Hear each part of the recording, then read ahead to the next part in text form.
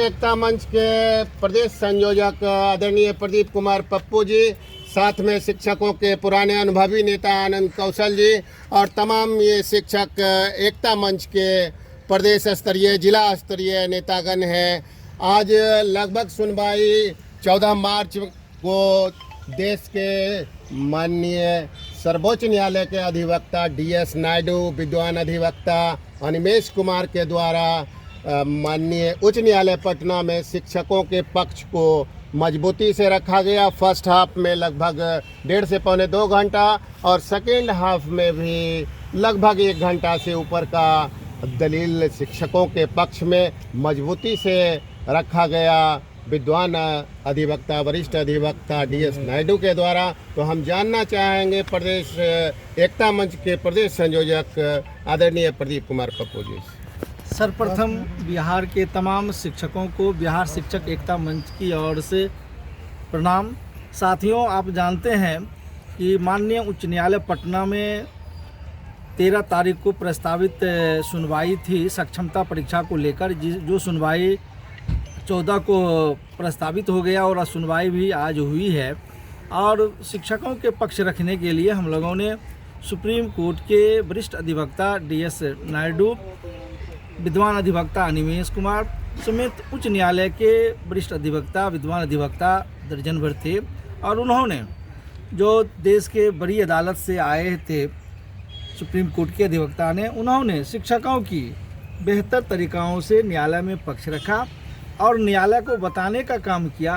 कि बिहार सरकार नियोजित शिक्षकों को परीक्षा के नाम पर फिर विशिष्ट शिक्षक नियमावली लाकर किस तरह जलील और अपमानित करना चाहती है, उनके साथ धोखाधड़ी कर रही है। और इन शिक्षकों को जो बिहार सरकार का शिक्षक है उसके तर्ज पर उनके अनुसार उनका कैडर और उनकी सारी सेवा सुविधाएं देनी चाहिए बिना परीक्षा का। यह बात शिक्षकों के पक्ष को उन्होंने रखा है। अब सुनवाई कल पुनः होनी है और सरकार की तरफ से कल फिर बात रखी जाएगी। फिर शिक्षकों के पक्ष रखने के लिए जिस कोर्ट का जो आदेश होगा, जिस तरह का निर्देश मिलेगा, पुनः शिक्षकों के पक्ष रखते हुए इस शिक्षकों के पक्ष को मजबूती से पुनः रखा जाएगा। बिहार के तमाम नियोजित शिक्षक भाई बहन को सबसे पहले हम बहुत बहुत धन्यवाद देते हैं कि आप सभी ने शिक्षक एकता मंच पर विश्वास रखा और तन मन धन से सहयोग किया, जिसका आज फलाफल सामने है कि बिहार के तमाम नियोजित शिक्षक जिनकी मांग थी बिना शर्त राज्यकर्मी का दर्जा, ऐच्छिक स्थानांतरण और तमाम चीज़ों पर बहुत ही मजबूती से शिक्षक एकता मंच के द्वारा जो हमारे विद्वान वरिष्ठ अधिवक्ता सर्वोच्च न्यायालय नई दिल्ली से आए थे श्री DS नायडू साहब, जो पूर्व जज भी हैं, उन्होंने पटना हाईकोर्ट के माननीय चीफ जस्टिस के पास सभी बातों को लॉ के आधार पर, तमाम जो आपकी मांग है वह कैसे लॉ के आधार पर मिलना चाहिए, उसको उन्होंने रखा है। 2 घंटे से अधिक उन्होंने बहस किया है और उनका बहस के बाद हम लोगों के पक्ष का तमाम बहस पूरा हो चुका है। और आप लोग विश्वास रखिए, जिस ईमानदारी से आप लोगों ने विश्वास रखा है शिक्षक एकता मंच पर, तो शिक्षक एकता मंच ने भी पूरी ईमानदारी से आपके पक्ष को मजबूती से सर्वोच्च न्यायालय में पटना में सर्वोच्च न्यायालय नई दिल्ली के अधिवक्ता महोदय के द्वारा पटना के माननीय चीफ जस्टिस के पास रखने का काम किया है और आप लोगों को न्याय मिलेगा, यह उम्मीद हम लोगों को पूरा है। आगे अब कल सरकार अपना पक्ष रखेगी, तो जितने भी बातों को आज शिक्षकों के तरफ से रखा गया है वो सब का सरकार क्या